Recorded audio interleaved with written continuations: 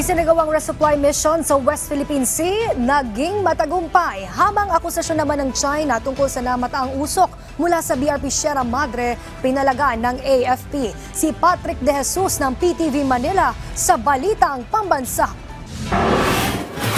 Muling nagsagawa ng rotation and resupply o RORE mission ng Armed Forces of the Philippines sa BRP Sierra Madre sa Ayungin Shoal nitong Martes. Naging matagumpay ito katuwang ang Philippine Coast Guard at walang anumang untoward incident.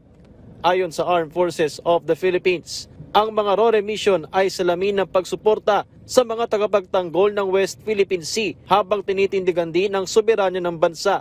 Ito na ang ikalimang sunod na RORE na walang naiulat na pangaharas mula sa China. Umiiral sa mga panahong ito ang provisional agreement sa pagitan ng Pilipinas at China at napagkasundo ang ituloy matapos ang bilateral consultation mechanism noong Enero. Inilabas naman ng state media ng China ang video kung saan makikitang may makapal at maitim na usok mula sa BRP Sierra Madre. Inakusahan ng China ang BRP Sierra Madre na sanhi ng polusyon sa West Philippine Sea. Kinumpirma ng AFP ang naging usok pero tinawag na panininlang ang paratang. Paglilinaw ng AFP, may regular drill sa naturang barko noong February 28 sa Ayungin Shoal bilang bahagi ng pagtitiyak sa operational readiness. Kaagad naman daw na nakontrol ang usok.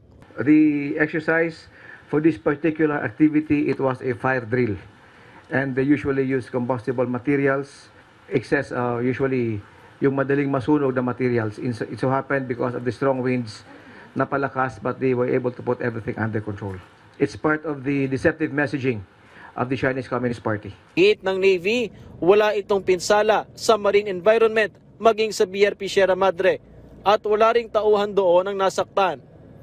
Mula sa People's Television Network, Patrick De Jesus para sa Balitang Pambansa.